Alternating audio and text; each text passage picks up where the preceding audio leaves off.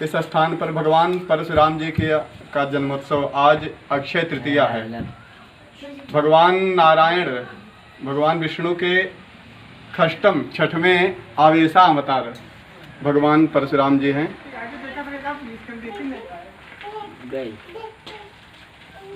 इन्होंने जो हम लोगों को बताया जाता है अथवा हम लोग जनश्रुति में चली आई है कि इन्होंने क्षत्रियों का वंश की सत्यानाश किया, क्षत्रिय वंश का। ऐसा नहीं है, क्षत्रिय वंश का किया, लेकिन केवल एक है वंशी जो इनके पिताजी तपस्या में रत थे, इनके पिताजी को परेशान किया, सिर को काट लिया। इस कारण से क्रोधित होकर के है वंशी क्षत्रियों का संहार किया था, जो दुष्ट थे उस समय। क्योंकि जब जब पृथ्वी पर अनाचार बढ़ता है, अधर्म बढ़ता है, तब तब भगवान अवतार लेते हैं। इसीलिए उस समय है वंशी जो क्षत्रिय थे वो बहुत ही उतापाती हो गए थे, बहुत ही अधर्मी हो गए थे। भगवान नारायण ने अपने आवेशा अवतार में भगवान परशुराम के रूप में प्रकट हुए अक्षय तृतीया के दिन। प्रदोष काल, देखिए समय भी उपस्थित वही है, और उन दुष्ट राजाओं का संहार किया।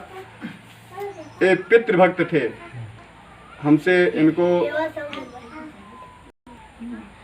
इनसे हमको शिक्षा लेनी चाहिए कि अपने पिता की आज्ञा का पालन करना चाहिए, माता की आज्ञा का पालन करना चाहिए।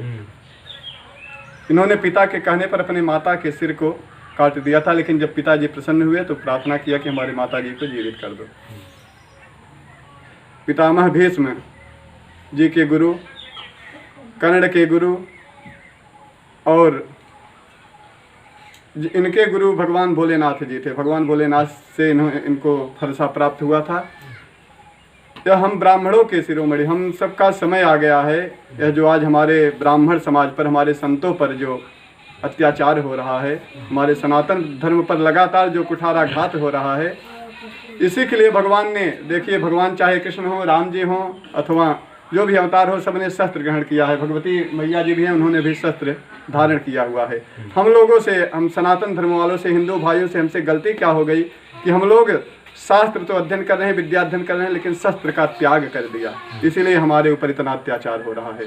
तो समय आ गया है कि हम लोग शास्त्र के साथ, अपने धर्म के शास्त्र, अपने अध्ययन के शास्त्र, परिवार के साथ अध्ययन करते हुए एक शस्त्र का भी हम व्यवस्था अपने पास रखें, जिससे हमारे ऊपर जो अत्याचारी आए अत्याचार करने, तो हम उसका मुंहतोड़ जवाब दे सकें।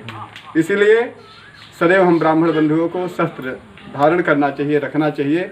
जो शास्त्र से न माने तो उसे शस्त्र से समझाया जाए।